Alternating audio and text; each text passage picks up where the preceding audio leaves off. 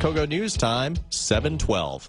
If your teenager has no intention of getting a summer job, you might find yourself both baffled and surprised. Maybe vexed. Yes, perhaps a bit vexed, but talk to other parents and they might be in the same boat. So what gives? All right, joining us on the Kogo News Live Line is workplace and employment analyst Michael Ray Newman. And Michael, are the kids just being lazy?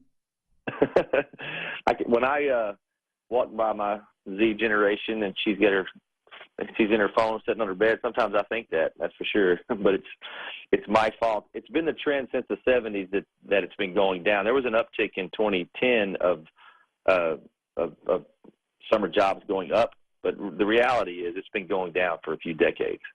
Now, is it because there aren't very many jobs for teenagers, or is it because these teenagers just don't want to do it?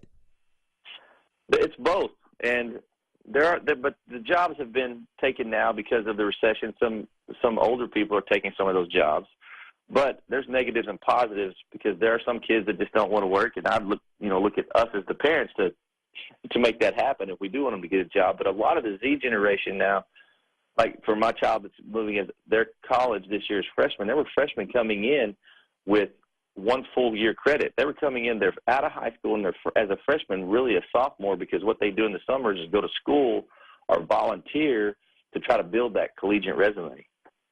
So, I remember, when I was in high school, I had a job. I worked at a yogurt shop. I made frozen yogurt. I cleaned the machines. I worked the cash register. LaDonna did Wendy's and all kinds of other things. I did construction. So, a lot of us did these things. Maybe it was a different time in the 80s, but will this hurt them not working jobs or help them later? I think that's invaluable. Doing the job, I mean, you ate so much yogurt you couldn't eat it in a month. But I was sick of it after a month, yeah. I heard that was hilarious. But the fact is, that wasn't your favorite thing. But because you stuck to that and you fought through it and you did something that you provided a good service, you did a good job, and you got paid for it, that's invaluable taking that into the workspace.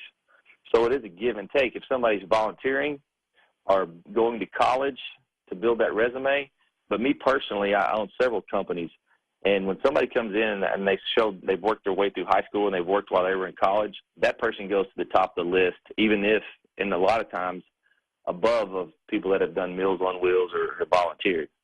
And, volunteering is fantastic. It's great to teach, teenagers that this isn't all about you, which, when you're a teenager, it is all about you. So there's that. That's right. But, having to be somewhere on time, do something very specific in a very specific way, if you don't know how to do that by the time you get out of college, you're behind the 8 ball.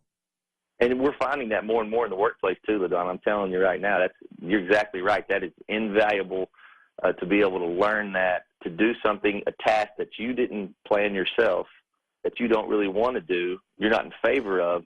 And also what goes on, we do a course called Raising Positive Kids in a Negative World.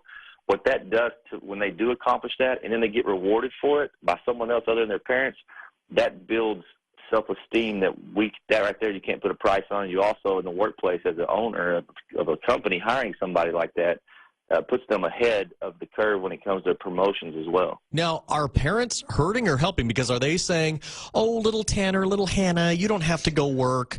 That wasn't condescending at all. Or are they encouraging, or are these helicopter parents encouraging them to work? Or are they just saying, no, just go ahead. We'll take care of you? Let me tell you something, brother. I think we are the problem. Us as parents, I think the helicopter parents of that generation, looking back, I think that we're starting to find out that is the biggest problem. We need to take ownership and make sure that they are getting the skills they need and letting them go out there, not protecting them, letting them skin their knee, knowing that they're going to come back, and we're going to be the parents, the heroes that can put the Band-Aid on it, make it all better, and really have a coachable moment. But we have to let them skin their knee. That's a huge part of the problem right now for a lot of the millennials that are coming out of college, going into the workplace. Workplace and employment analyst Michael Ray Newman, thank you so much for your time, giving parents a little guidance today. Good stuff.